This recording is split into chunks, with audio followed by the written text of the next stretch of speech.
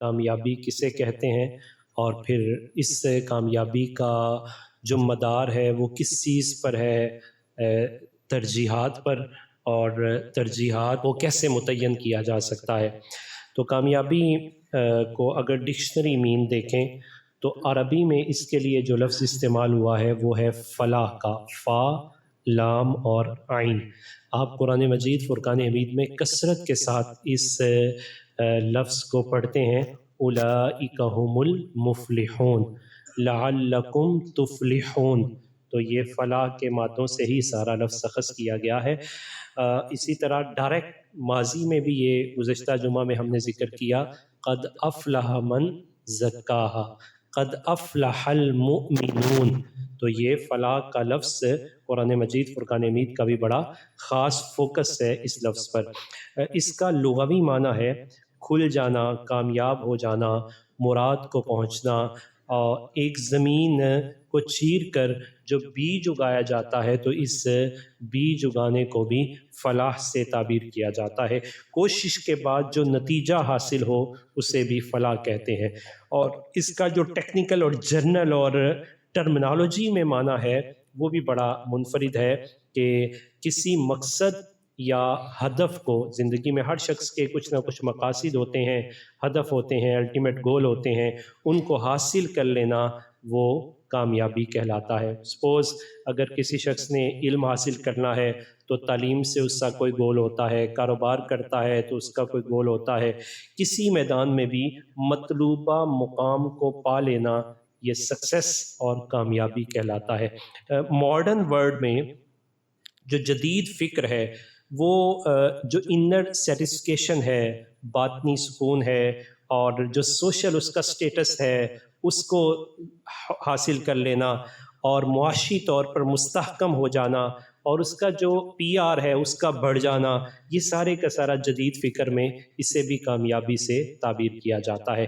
جبکہ شریعت کی اصطلاح میں جو کامیابی ہے وہ ہے اللہ تعالیٰ اور اس کے رسول کی رضا کو پا لینا، جہنم سے بچ جانا اور جنت کو حاصل کر لینا، یہ کامیابی کہلاتا ہے۔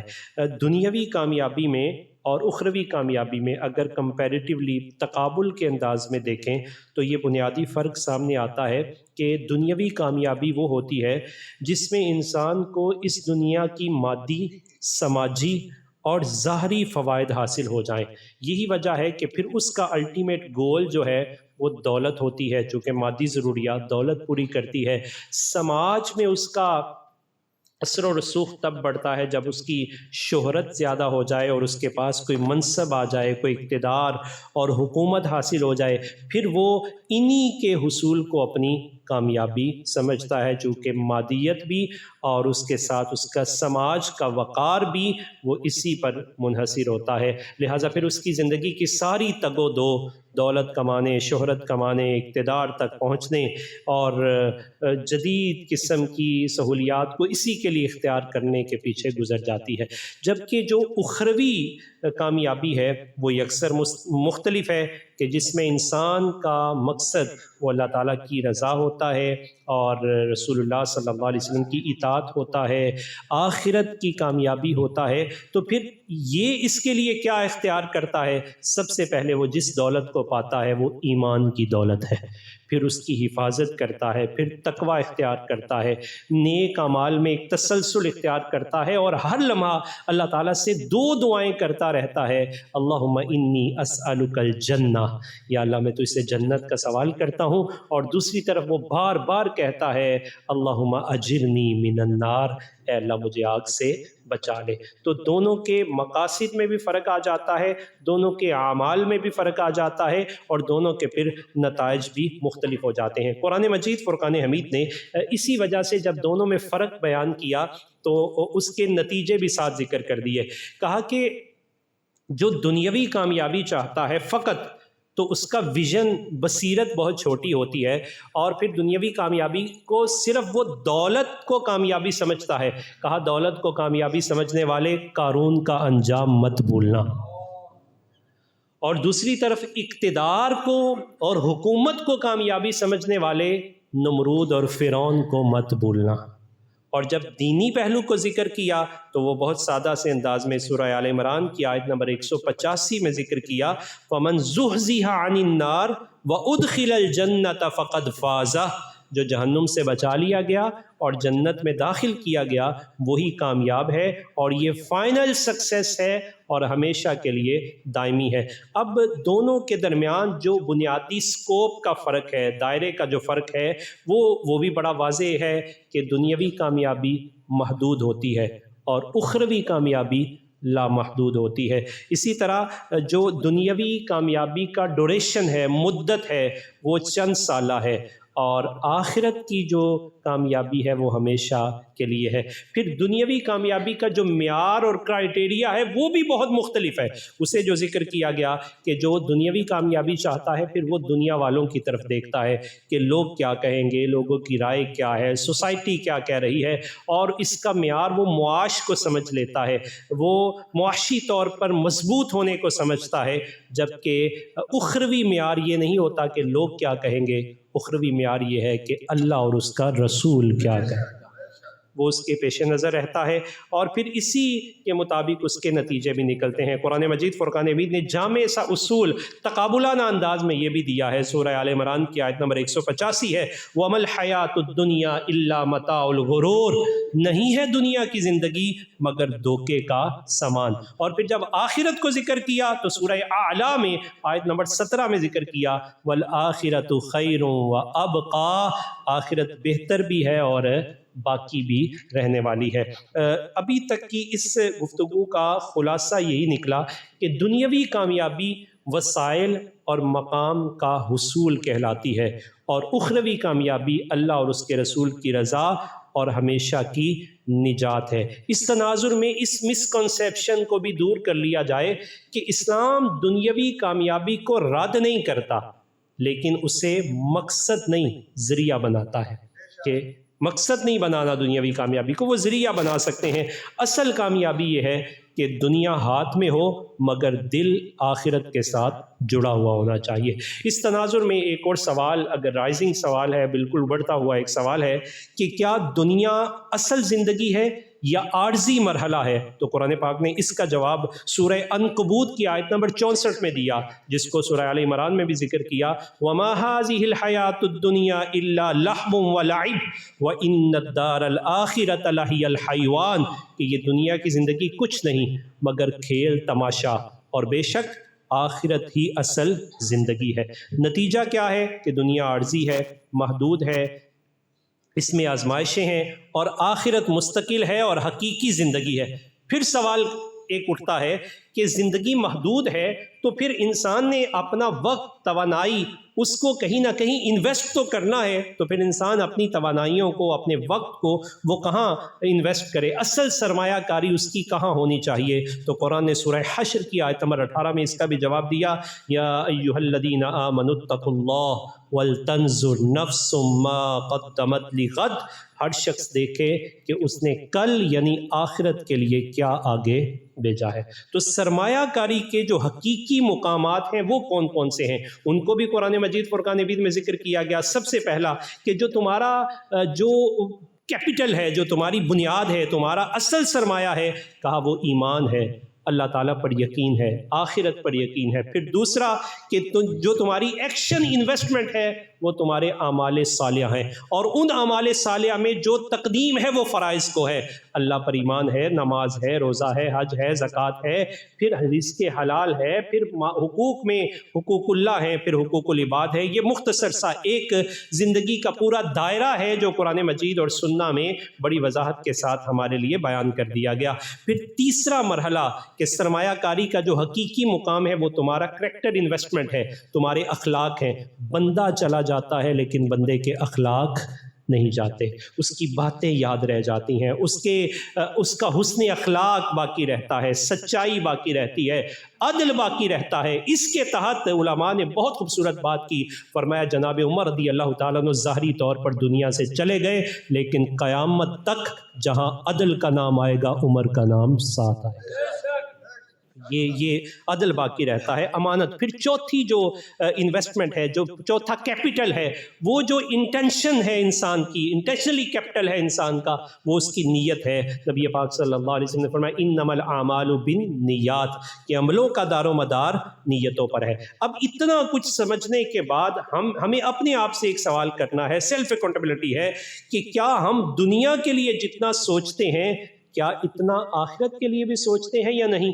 قرآن مجید فرقان حمید نے یہ جو تھنکنگ اپروچ ہے، یہ سورہ اعلیٰ کی آیت نمبر 16 اور 17 میں دی، بل توثرون الحیات الدنیا والآخرۃ خیر وابقیٰ۔ تمہاری حالت تو یہ ہے، اتنا کچھ جاننے کے باوجود بھی تم دنیا کی زندگی کو ترجیح دیتے ہو، حالانکہ آخرت بہتر بھی ہے اور باقی رہنے والے بھی ہیں۔ اسی میں اگر ہم یہ تجزیہ کریں کہ اگر ہم اپنی ڈیلی لائف دیکھیں تو دنیا کے لیے کتنی ہے اور آخرت کے لیے کتنی ہے۔ اگر دنیا کے لیے دیکھیں تو جوان ہو یا باپ کے منصب میں بھی فائز ہو جائے تو اس کا فوکس کیا ہے؟ کیریئر پلاننگ ہے، بزنس ہے، انکم ہے، اور وہ وری کس بات پر ہوتا ہے؟ اسی پر وہ وری ہوتا ہے اور اسی پر وہ سٹریس کا شکار ہوتا ہے، اور پھر وہ اس کی انرجی کا فل فوکس وہ یہ ساری چیزیں رہتی ہیں۔ جبکہ دوسری طرف آخرت کے لیے اگر ہم دیکھیں تو ہماری لیمیٹڈ تھنکنگ ہے، بہت کم ہم آخرت کے متعلق سوچتے ہیں۔ اگر کبھی سوچنے کا موقع بھی ملے تو ہم کسی خاص دن کا انتظار کرتے ہیں، شب برات آئے گی، شب معراج آئے گی، 27ویں رات، اوکیجنلی، یعنی ہم اوکیجنس کا انتظار کرتے ہیں اور ہمارا کنسرن سارا اسی پر ہوتا ہے، اور بہت منیمم ہم اپنی پلاننگ کے اندر آخرت کو شامل کرتے ہیں۔ نتیجہ یہ ہے کہ اکثر انسان کا جو اٹینشن بیلنس ہے، توجہ کا جو رجحان ہے، وہ دنیا کے حق میں جھک جاتا ہے۔ قرآن مجید فرقان میں دنیا کو منع نہیں کرتا، لیکن اس میں کس پہلو کو ذکر کیا؟ سورہ قصص میں آیت نمبر 77 ہے، بسم اللہ الرحمن الرحیم، بڑا توازن اور بیلنسڈ موقف پیش کیا، وَابْتَغِ فِي مَا آتَاكَ اللَّهُ الدَّارَ الْآخِرَةَ وَلَا تَنْسَ نَصِيبَكَ مِنَ الدُّنْيَا۔ اللہ نے جو دیا ہے اس میں آخرت کو طلب کرو اور دنیا کا حصہ بھی نہ بھولو، یعنی اس کے ذریعے آخرت کو حاصل کرنے۔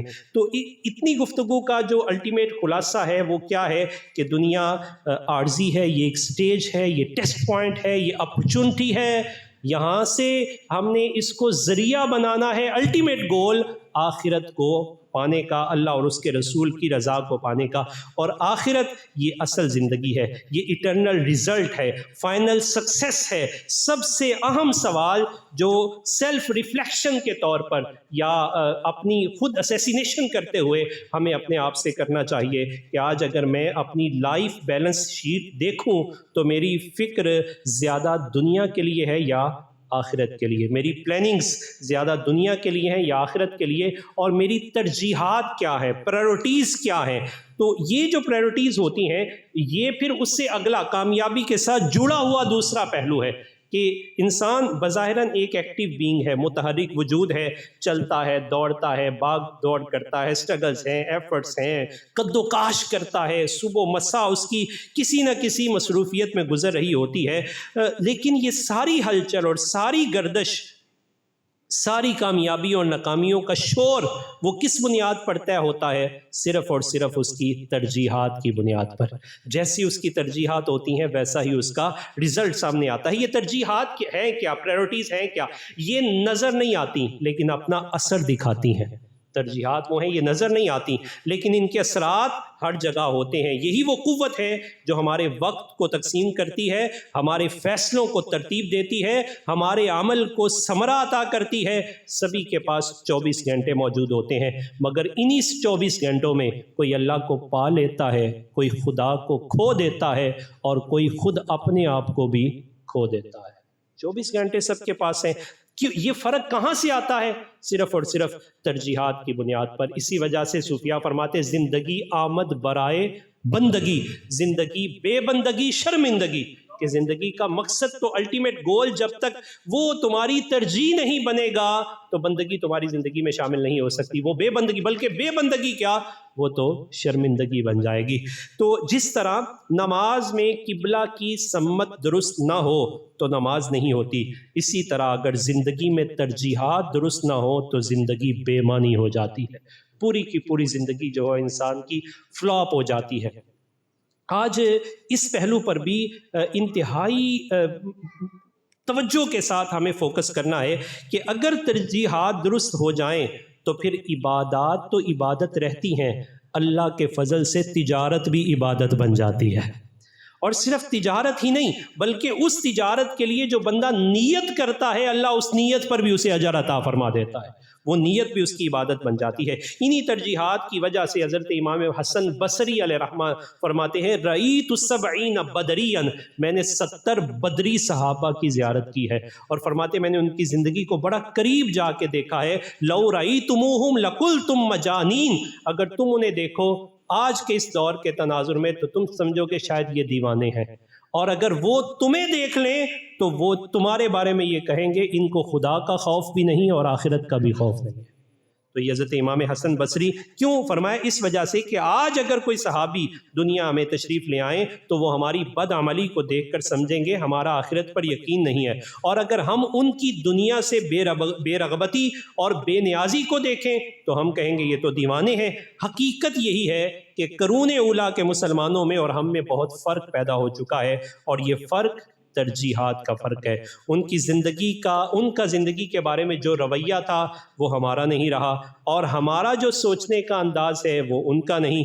وہ جن چیزوں کے نقصان پر دل گرفتہ ہوتے تھے ہم اس پر نہیں ہوتے، اور جن چیزوں کے کھو جانے پر ہم دل گرفتہ ہو جاتے ہیں اس پر وہ پریشان نہیں ہوتے تھے۔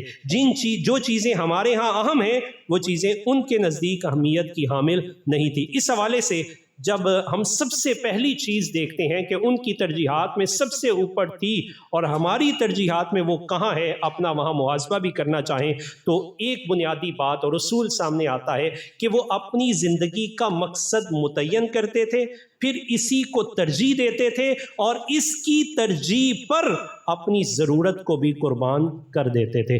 کبھی ایسا نہیں ہوا کہ انہوں نے ضرورت کی خاطر اپنی ترجیح کو چھوڑ دیا ہو یا اپنے مقصد کو چھوڑ دیا ہو، جبکہ اگر میں اور آپ اپنا محاسبہ کریں تو ہمارا مسئلہ یہ ہے کہ ہمارے مقاصد متعین نہیں ہیں۔ اگر متعین ہو جائیں تو ترجیح میں شامل نہیں ہیں، اور اگر ترجیح میں آ بھی جائیں تو ضرورت کے مقابلے میں آ جائیں تو ہم ضرورت دیکھتے ہیں، ترجیح نہیں دیکھتے، حتیٰ کہ بس اوقات اپنی خواہش کی خاطر اپنی ترجیح اور اپنے مقصد کو پس پشت ڈال دیتے ہیں۔ صحابہ کی زندگی میں ایسا نہیں تھا۔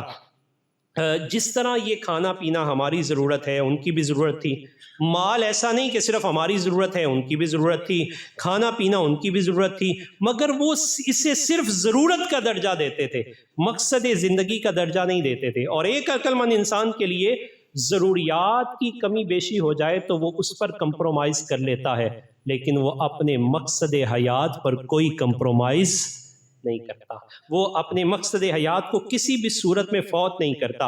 اور یہ بات بھی ہمیشہ پیش نظر رہنی چاہیے کہ ایک انسان اور جانور میں بنیادی فرق یہی ہے کہ حیوانات کی زندگی کی ضروریات تو ہیں لیکن ان کے مقاصد نہیں ہے، اور انسانی زندگی میں ضروریات بھی ہیں اور مقاصد بھی ہیں، اور اس کا امتحان ہے اس کے مقاصد میں سے ایک اہم ترین مقصد نماز ہے، اور اس کی ضرورت میں سے اہم ترین ضرورت مال ہے۔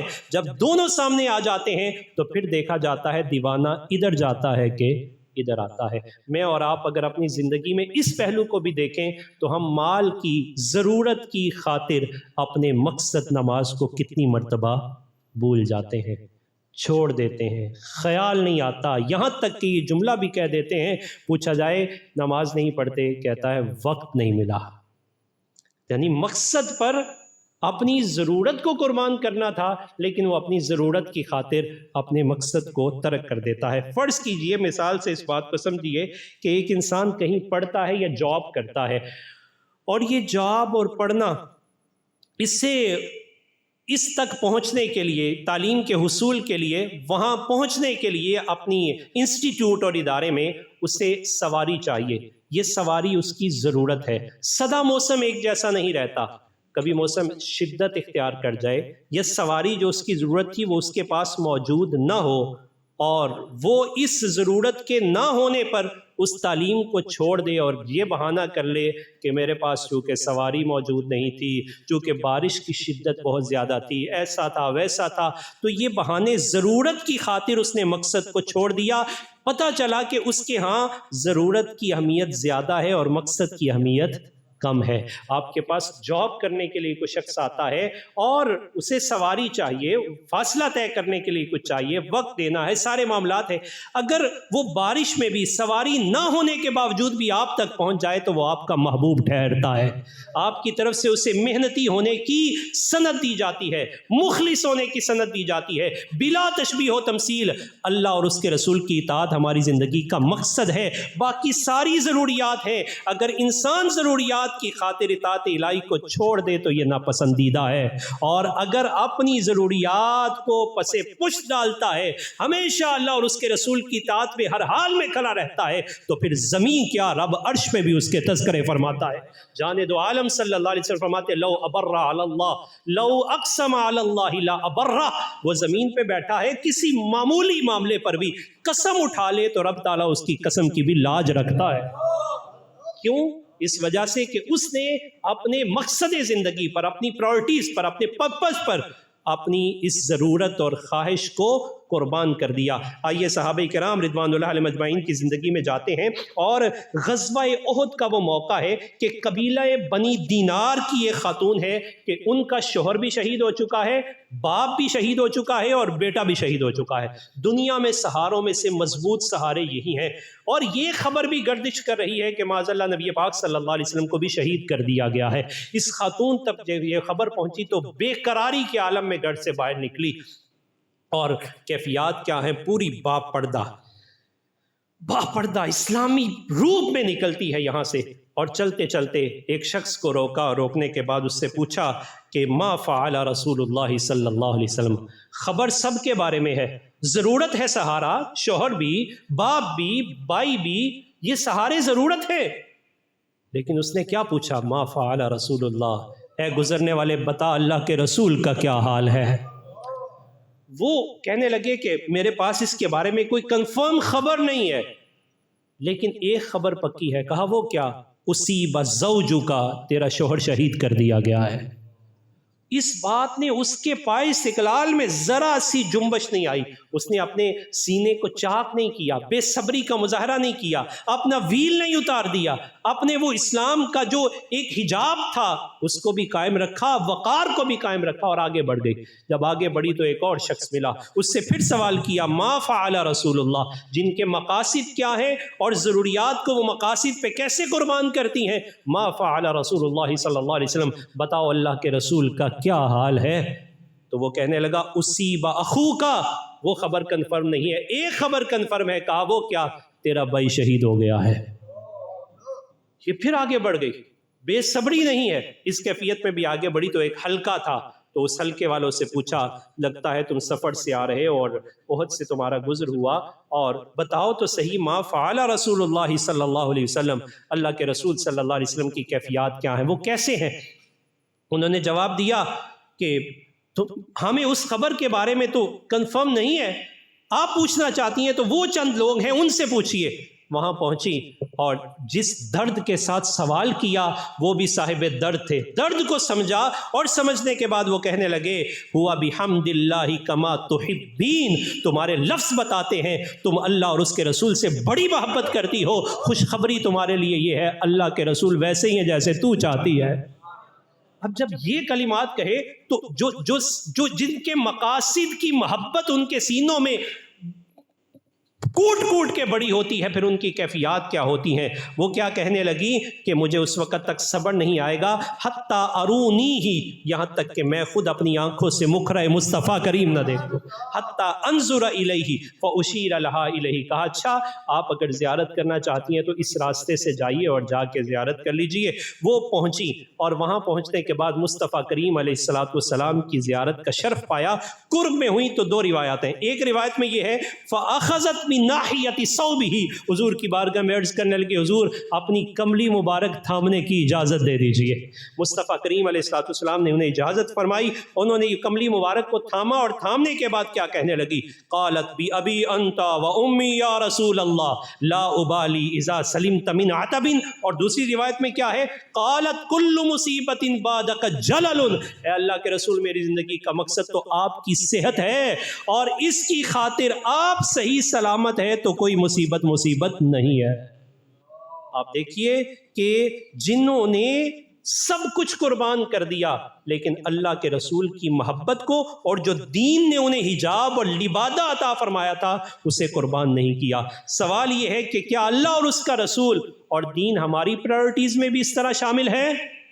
ہم تو چھوٹے چھوٹے خواہشات کی خاطر اور چھوٹی چھوٹی ضروریات کی خاطر اپنے مقاصد زندگی کو بھول جاتے ہیں۔ اللہ کی بندگی اور اس بندگی کا اہم ترین مرحلہ نماز ہے، نماز جمعہ ہے۔ کیا ہے؟ کیوں تاخیر ہے؟ کیوں لاپرواہی ہے؟ کیوں بے اعتنائی ہے؟ اس وجہ سے کہ یہ ہماری ترجیحات میں شامل نہیں ہے۔ ہماری ترجیحات پرائرٹیز متعین کرتی ہیں کہ وقت کو کہاں صرف کرنا ہے۔ اگر ہماری پرائرٹی نماز بن جائے تو وقت نماز کے وقت میں ادھر ہی صرف ہوگا، کیسی ہی ضرورت کیوں نہ آ جائے اس ضرورت کو اس پر قربان کر دیا جائے گا، اس کی خاطر اسے چھوڑا نہیں جائے گا۔ اسی تناظر میں اگر ہم اس پہلو پر دیکھیں کہ اللہ اور اس کے رسول کی محبت اور ان کی خوشنودی اگر ہماری زندگی میں شامل نہ ہوگی تو کیا ہمیں آخرت کی کامیابی میسر آ جائے گی؟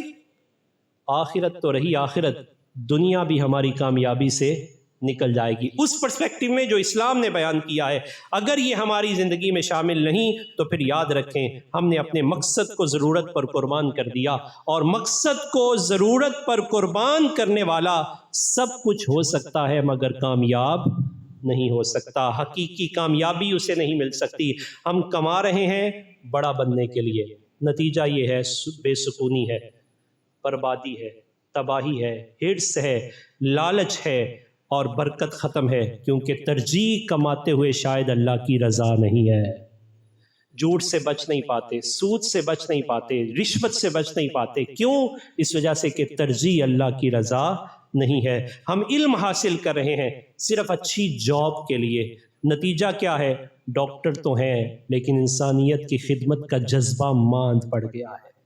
جان بچانے کے لیے نہیں بلکہ جان کو بسا اوقات پھنسانے کو بھی دریغ نہیں کرتے۔ کیوں؟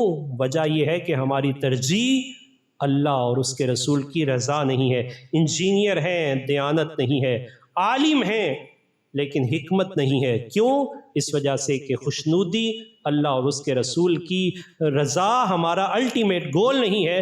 جب تک یہ ہمارا الٹیمیٹ گول نہیں ہوگا اس وقت تک پھر کیفیات ایسی ہی رہیں گی۔ آج اذانیں بلند ہیں مگر اثر نہیں ہے، نمازیں ہیں مگر طہارت نہیں ہے، عبادت بھی بہت ہے شاید لیکن یہاں سے نکلتے ہی وہ تبدیلی، ٹرانسفارمیشن جو مطلوب ہے اسلام کا وہ ہمارے پاس نہیں۔ کیوں؟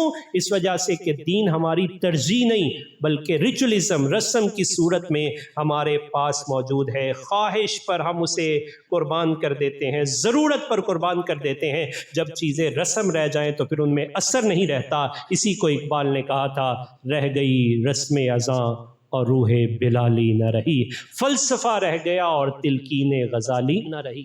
لہٰذا آج کی گفتگو کا خلاصہ یہی ہے، ہمیں اپنی زندگی کا مقصد متعین کرنا چاہیے، وہی ہماری ترجیح ہونی چاہیے، اور وہ اس ترجیح کی بنیاد پر ہماری کامیابی ہے، وہ دنیا کی بھی ہے اور آخرت بھی ہے۔ اگر ہم نے ایسا نہ کیا تو پھر نہ دنیا ہاتھ میں رہے گی اور نہ ہی آخرت ہاتھ میں رہے گی۔ اللہ